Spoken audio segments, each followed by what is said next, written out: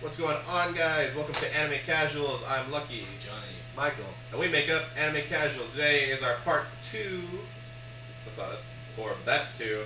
Part 2 of our spoiler review of Kill Geass and Lelouche of the Rebellion, not the Resurrection.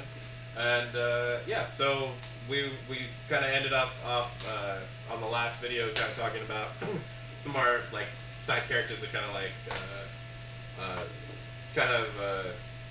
jumped out on the screen at us, even though they didn't have as much screen time as Lelouche and Kudarugi and all that kind of stuff.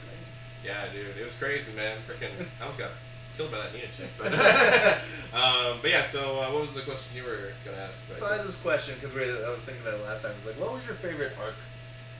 That's a good question. I don't really because I don't remember them in arcs too much, but I can. Or favorite story, maybe. Yeah. Because we were talking about separate things. Like which little story kind of jumped out at you?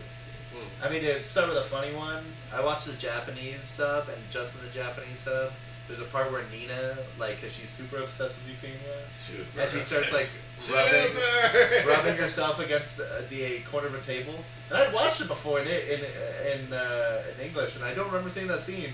And watched it again in Japanese, like, what is this? Yeah. Okay, that was a little funny one, but what was some of the stories that leapt out at you that you really kind of latched onto while you were watching it? For me, it was definitely the beginning of season 2, because I didn't know where they were going to go from season 1, the ending of it, because I was like, fucking Lelouch just lost. I mean, what more are they going to do? And then they kind of just show him back in high school, and I was like, what?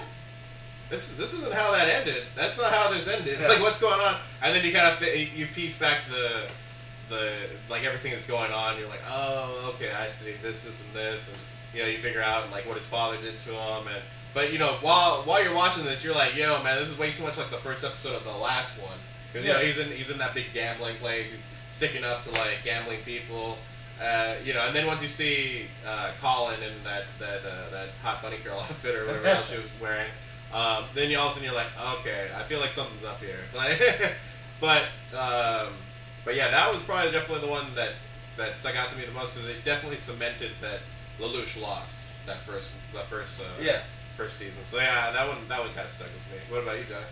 I'm kind of torn. I'm not sure what necessarily counts as a story per se. That's why instead of arc, yeah, just whatever. Maybe it had a little beginning, a little bit of the end. Obviously, the beginning and the end of the show was, Well, sure. I mean, so my 2 would be one of his first battles, I want to say a couple episodes. He does the battle. It's actually where Shirley's dad dies. Oh yeah, I don't know. It was an interesting battle to watch and see again after a while, and even still, Lelouch barely wins that.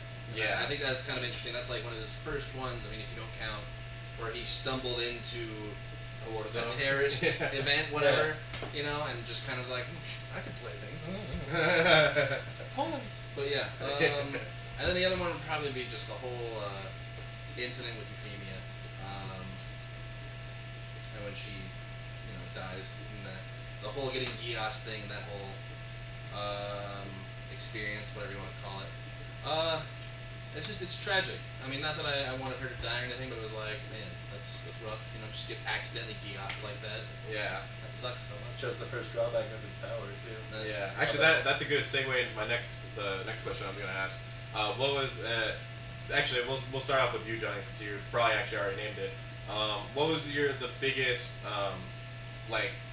heartbreak moment for you, in the series, where it was just it just turned around on you? Maybe you're having fun, you're watching Max 2, and then you realize oh shit, there's some consequences here. There's some big consequences here, or you all of a sudden just you were thinking it was going one way, and then it just tragic, heart-wrenching moment, and you're like, oh, what the fuck? It probably have to be Euphemia getting Geass, because she loves the people so much, and she doesn't want to hurt anybody, and she's just so kind and and she's basically Nunnally, in terms totally. of her beliefs and everything. Yeah. She can walk and see. Yeah. But I mean, her whole thing, it was so tragic. Yeah. And I just can only imagine how she felt inside, just right. killing so many people, so many that she cares for. It's terrible. Yeah. It's What do you think, Michael? Well, I mean, the other one for me would be Shirley's, where Lelouch brainwashes her, and then he figures out again, and then she kind of has that horrible, tragic moments that go like through her life as she fights the Geass and Yeah. finally comes back to like normalcy. Like the very end of season 2 is also super tragic. Yeah. Like well, like last episode. the last episode, and Yeah. a couple of things that can like go on during there is like where you figure out everything's kind of just backwards, and everything he believed is like, crap, this is not what I wanted, and Yeah. like he kind of there's like some like Gurren Lagann-y moments where like the hero Lelouch is like, yo, it's now back to me. I'm taking the sacrifice for everybody, and I will be the reason why the world changes.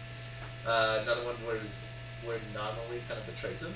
Yeah. That's not something I was entirely expecting. Yeah, because dude, when she opened her eyes, I was like, whoa, you can't do that. Don't Yeah. do that. Shut those. Well, that was like, it wasn't quite heart wrenching because I think Euphemia's story is like the biggest heart wrenching moment in the whole anime. But like when Nonali starts like going, yo, I believe what you're saying is wrong. Like, Yeah. we don't have to do it the way you're doing it. And we could just exactly like Euphemia was doing, like we could take it a different way, and I'm like, the whole time it really causes like this kind of drastic moral conflict. Yeah. Like even just watching it, because you're like, well, Euphemia, what the way you were doing it is kind of right, but Lelouch is right. You're doing a half step. Yeah. Yeah, you're not solving what the actual problem is, and Nonali was doing the same thing, although better. Yeah. And going, you know, it's the fact that we need to take down the rulers and rebirth everything with the people leading, instead of, you know, going, hey, well, we'll offer you this little hand, and then we'll start merging everything back together. It's like, well, that's not going to help out, you know, everybody else in the world. It's just going to help out here in this little moment. So, yeah, those kind of 2 or 3. I think for me, 7. like, probably, actually, I can just sum this up in, like, one character, and it's Nina. Just because, like, I didn't expect her to be such a big character at first. I thought she was just going to be, like, after Euphemia died, of course, I was like, oh, she's going to be heartbroken, you know. But she's probably just going to hate Zero, and, you know, she's just bitch about it in school, and that's going to be the end of her. No, that's not the end of her. She, like, because, you know, when, I think his name was, like, Lloyd or something like that. The professor guy? Yeah. Yeah, Lloyd. Yeah, and he roll of pudding. He he ends up you know, kind of he comes in one time like on her you know, doing something. He's like, oh, that's really cool, and I was like, is that gonna be a thing? And then it ended up being a thing. Like she ended up you know, making this gigantic bomb, and you know, she ends up you know, giving it to Kururugi, who ends up like massacring like a shit ton of people in one thing. And she's kind of single-handedly, like, gives Britannia this big-ass weapon, and it helps Schneisel quite a bit, because, you know, he ends up, you know, using it against Lelouch, and I think they're in China or something like that, or India, some in Cambodia, I don't know. But anyway, somewhere in Asia. But, yeah, he's killing everybody in Asia, okay? But, yeah, so he ends up just using it against him. But she ends up, like, tragically going against everything that she kind of believes in, because she realizes that she did something so wrong, and she ends up having to turn herself around and helping the guy that she hated the most to stop that It's like she's always going after, like, the greater evil all the time, and yeah, like, she went through a lot of tragic twists. So I was like, wow, Nina, I didn't expect you to be this big a character. Like, even like I'm blanking out her name, but her last name's Ashford. She's the student council president, the blonde. Oh, yeah.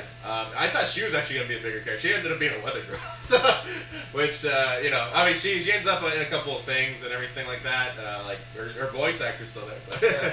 But yeah, definitely Nina. She was probably one of the most tragic like anything for me. So She was supposed to get married to Lloyd, yeah. Whatever happened? She had too much pudding. I know, right? So I guess just to kind of end things off here, one thing that you think maybe they could have like added that you maybe like there was something that you were frustrated with at the very end, like not let's say like not including the movie, like just after you watched this and didn't watch the movie, because I'm sure there's some resolution in there, but just things after you watched Code Geass, you were like, man, I need this to be solved. I need this to be resolved. I need this to be something they didn't resolve that you really wanted them to resolve. Yeah. Just like right up, right after you watched it. Well, I'll start because mine is small and it happens at the very end. Yeah. Where C2 talks to the middle of nowhere. Oh. And she says. Oh, Lelouche. Yeah. Well, no, what she said, but she says it in a way like she's bookending what she's saying. Yeah. Like I think she says something. She has like a couple words, and then she says, "To you, Lelouche," and then it kind of does like a pan off the wagon that she's like she's riding in, and you're like, "What? What is this? What is it?" And then there's like some mysterious dude just like in the front, and you're like, the same thing. You're like, what? What? And that was the biggest thing. Like after finishing it, that I was like, no, I don't want Lelouch to die. This sucks. That's a pretty big resolution. Yeah. And otherwise, I was like, the way it ended was solid. Yeah. Because it was almost exactly what I wanted without knowing what I wanted. Yeah. Yeah. I think that was my biggest frustration after coming off of it the first time was, you're gonna leave me like that. Yeah. And then it's 10 years later they're like, hey, we've got more story. It's like, oh, cool. That's for another video. Yeah. So what do you think, Johnny? Was there anything that you thought kind of like frustrating? It could even be like a plot point that technically resolved itself, but afterwards you're like, I don't like the way that resolved. Two things I wanted. Yeah. More Colin and more Pizza Hut. No. Actually, Pizza Hut was why not both? Actually, without doing like an in-depth rewatch, I can't really think of anything. I mean, it all pretty much rounded out to me. I mean, there's probably a few things that could have been expanded here and there, but nothing that I'm like, that should have been more. But I mean, that's just me. Mysterious backgrounds of Charles and his mom. Yeah, I think that was maybe one of the few things that was like, mysteries? What is this all? Because they don't really explain it all by the end. Like even who C2 and V2 are, like they kind of give you like a half. Like, I feel like C2 definitely got more. She got more explanation, yeah. But all of it was told through imagery. Yeah. And less actually explaining a story. Yeah. Like C2's was the most, but like everything else was like, what's that room that they were in? What is all this? And we just destroyed it, so no big deal. Well, that's like that anime vagueness. You have to kind of let it go. Yeah, that's exactly like how Frozen 2 coming out soon. Like all science fiction in every science movie, it's like, what did you just say? What's that gobbledygook that came out of your mouth? It's like, no, don't worry about it. Like it makes sense. Don't worry. Yeah, it's good. Just listen to what we're talking about. The writer said it's fucked. Yeah. Dude. I think that was my only other big one. I think, dude, the biggest one I had was that Lelouch. Okay, I think he told Kururugi. I'm not remember. But every single time somebody asked him, "Did you use your Geass on Euphemia to kill the Japanese people?" He never said. He'd always say it was to further my goals. I was like, no, it wasn't. You freaking lost control. You accidentally made her shoot a bunch of people. Yeah. He always said is like to make him look even more like a villain. And I'm like, I just wish he'd tell people like that truth. Yeah. It pissed me off so much because that was like that was heart wrenching for him too. He was gonna join her. Yeah. Before that happened, and I was she convinced him. Yeah. Yeah, and I was like, bro. I was like, even watching when I watched it, I was like, well, I mean, I don't see. I guess they're gonna get together, and then maybe they'll do this and that, and then like I was thinking two happy thoughts, and then also they went with that plot twist. I was like, yo. That's why.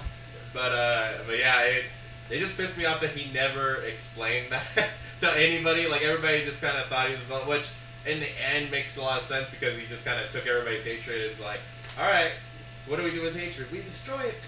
I'm Jesus again. Yeah, exactly, pretty much, bro. I mean, he was basically dressed like the Pope. He told C2 though, right? Yeah, well, C2 knew, but...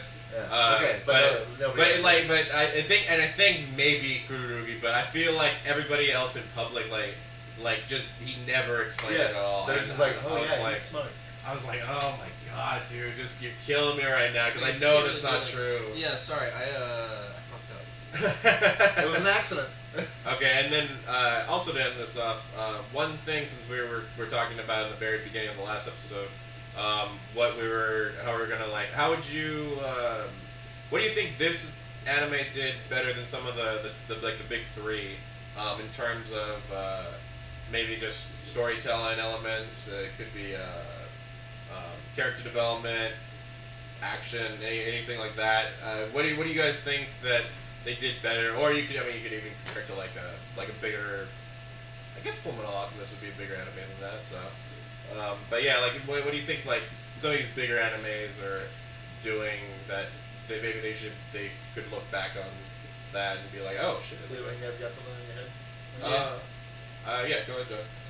I had two things. I actually lost one, but one of them is Hold on. Code Geass does a really good. There it is. Thank you. It does a really good thing with its characters. I think the quality of its characters are just really good. And some of the bigger anime, they'll just be like, here's this guy and this guy, and they're cool too. But then it's kind of like, It's Fred. He's dead. thanks for dropping by. See you maybe next time. I don't know. After the time skip, we'll see you.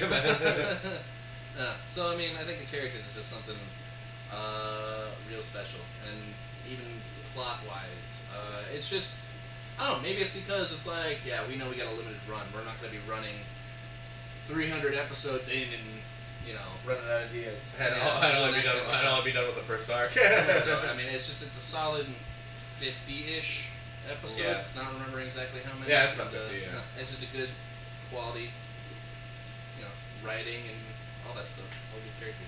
Yeah, I think for me it was like I feel like Naruto did this a little bit more. Like One Piece, I really like the story and all that kind of stuff. Naruto, I really like the story and all that stuff. But when Pain got introduced, that's when I actually started like thinking like, wow, they're using some kind of like real like philosophical shit. Like he's kind of throwing it back at Naruto, making him really think about his goals and everything. And Luffy's had to do that a couple of times. When he lost a certain thing, which I won't say right now, and had to kind of get retold like, hey, what do you still have in your life? That kind of stuff. But I feel like Code Geass did such a good job, and like it seemed like every single time when you see a character like a good a protagonist kind of turn into an anti-hero and then turn into like a kind of a full-on villain and then try and erase all that afterwards and try and figure out how to go on from there, because he can't really stop. He can't just full-on stop and It really was. yeah, I know, right? Psych, I'm a good guy. But yeah, I think just the way they like almost every little thing they just kind of, it's almost like they were looking at you, the viewer, and they were like, hey, if you thought this person was right, why did you think they were right? Because they were completely wrong, and there's consequences to this and consequences to that. And it's like, I thought this was gonna be a guilt-free show. So yeah, I really like how they just kind of point the finger back at the protagonist and be like, hey, things have consequences. Like especially when Shirley's dad was caught in that landslide, he was kind of like, and then C2 even has to remind him like, this is war. Of course, people are gonna get caught up in it. And that was the first kind of thing. And so I like how they kind of put to like a personal responsibility on the protagonist, whereas Luffy destroys like half of like a place, and all of a sudden it's like, hey, nobody's dead, it's all good. As long as you beat this one person. I beat the boss, it's good. Yeah, even though your powers are way too destructive. That same thing is nice in Shield Hero, actually. Yeah, right. Some consequences. Yeah, exactly. So what do you? Right. Watch that too. What do you think, Michael? What both of you said is like definitely one of the top. Top reasons for things that like really stuck out, and my like just to touch on the like one more additional thing would probably be some of the fight scenes. Going back real quick, what you said is like sometimes directors and things will be like, well, I did this just for the wow factor because you didn't expect it. Yeah. Code Geass does it in such a way that's like, I wasn't expecting that. That was really good. Yeah. Like, that's cool. And some of the fight scenes, that's what mine would be, is that they're just as impactful for being surprising and sometimes pretty quick. Yeah. Because Lelouche isn't a drawn-out battle type of thing. He's like, now I do this, and this has such an effect on your army that it's going to be insane. Like, one that was amazing was where he dropped out the ground from like from the army, and he also, like, in the first couple episodes he had this small little squadrons of people, like, just taking out people because he knew where they were, and he's just like, shoot up, and then they're dead. Combined with, like, they do a good job of not really having people die unless it matters.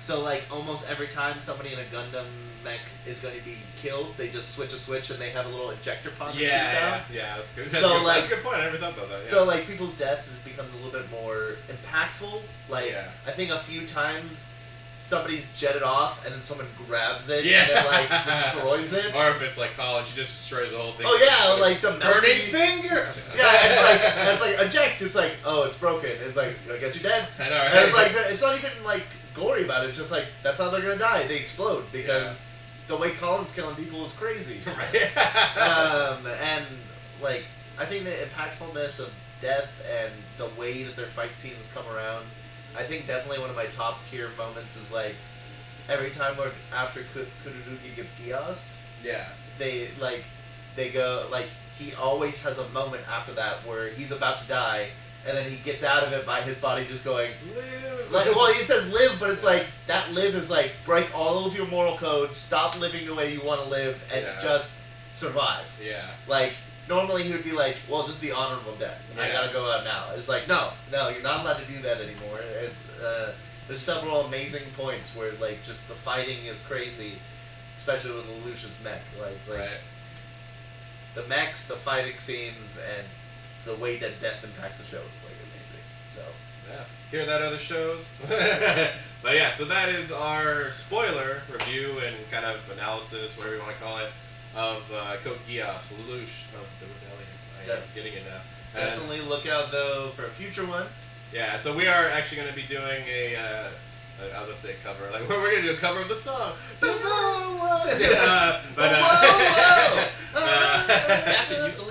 theme, though. We didn't say the theme. The theme is freaking hot, especially the first one, and all the four after. I don't know how many there are.